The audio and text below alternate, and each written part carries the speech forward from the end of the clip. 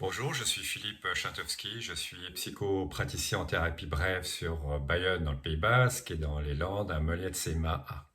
Aujourd'hui, j'avais envie de vous parler de l'accompagnement psychologique qui peut s'avérer largement nécessaire dans le cadre de maladies longues ou d'opérations même chirurgicales qui peuvent être source de stress et d'angoisse.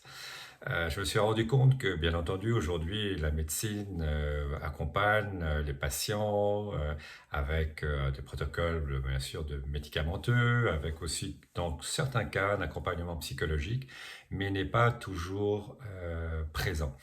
Je me souviens pour en avoir discuté avec certains amis qui avaient atteint de cancer, par exemple cancer de la peau, des mélanomes, et bien finalement d'être restés dans leur stress, dans leur angoisse pendant plusieurs semaines, en attendant d'avoir le scanner ou l'IRM qui était nécessaire pour confirmer l'étendue du cancer à d'autres régions, à d'autres organes que celui de la peau. Et je me suis rendu compte que dans cette période-là, en tout cas ils me l'ont dit, ils étaient assez angoissés. Il était pour eux difficile d'en parler avec leurs proches, au risque peut-être risque stupide, mais en tout cas dans leur esprit c'est ce qu'ils avaient en tête, au risque de les inquiéter, de les insécuriser. Et je me suis dit, tiens, c'est intéressant de constater que là, aujourd'hui, les médecins ne proposent pas systématiquement un accompagnement dans cette phase-là. Donc moi, ce que je pense, c'est qu'il est important lorsque vous avez l'information que vous avez une maladie grave, importante, qui va prendre pas mal de semaines peut-être pour être résolue, ou lorsque vous avez une opération même, aussi bénigne soit-elle, elle peut néanmoins vous amener du stress et de l'angoisse.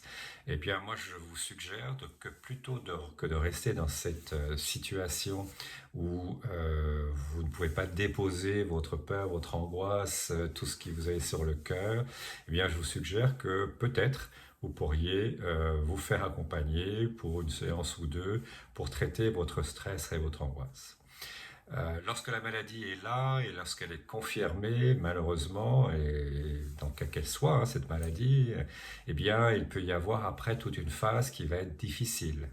Le stress, l'angoisse peut perdurer avec des questionnements. Quel est l'impact sur mon travail, sur ma vie personnelle? Est-ce que je vais garder mon travail? Est-ce que mon mari ou ma femme va être présente, va m'aimer tel que je vais être après une opération, après un cancer? Eh bien, là aussi, il est important de vous faire accompagner pour que vous puissiez réduire le stress, l'angoisse et également d'autres questionnements sur votre confiance en vous, sur l'estime de vous-même. Est-ce que vous êtes toujours appétissante ou appétissant, désirable? Et on peut travailler en psychologie sur votre rapport à votre corps, quelquefois le corps ou l'idée que vous faites de votre corps après une opération. Je pense notamment pour les femmes qui ont une mastectomie, ou même peut-être un homme lorsqu'il y a un cancer des testicules et qui se fait enlever un testicule, même s'il est remplacé par une prothèse. Eh bien, il peut y avoir des questionnements intérieurs sur suis-je encore désirable ou pas, qu'est-ce que ça veut dire, est-ce qu'on va m'aimer ou pas. Et donc, plutôt que de rester dans cette situation un peu problématique, avec des pensées un peu noires, qui ont plutôt tendance à vous isoler de vos amis, de vos relations, de votre conjoint, de votre conjointe, eh bien, allez consulter un psychologue, un psychopraticien, quelqu'un qui puisse vraiment vous accompagner, vous écouter tout d'abord, et ensuite vous accompagner pour réduire votre angoisse, pour changer l'image que vous avez de vous-même, changer vos croyances limitantes pour que vous ne restiez pas dans cet état un peu négatif et surtout, je dirais, pour favoriser la guérison de manière à ce que votre état un petit peu mélancolique ou angoissé eh bien, ne détériore pas tout le processus de guérison qui est enclenché naturellement par le corps et puis aussi avec bien sûr l'assistance de médicaments pour accompagner votre guérison. Donc dans ces cas-là, contactez un psychothérapeute, un psychopraticien, un psychologue pour déjà en discuter, dire voilà, moi j'ai telle problématique, est-ce que vous pouvez m'accompagner? Et si vous vous sentez en confiance avec ce thérapeute, si vous sentez qu'il y a ce qu'on appelle nous une alliance thérapeutique, eh bien allez-y plutôt que de perdre du temps, allez vous faire accompagner.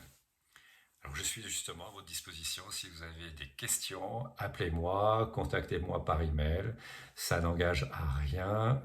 C'est vous qui décidez après si vous avez besoin d'un accompagnement ou pas, et surtout avec moi ou avec un autre thérapeute. Ce n'est pas important. L'important, c'est que vous alliez mieux. À très vite.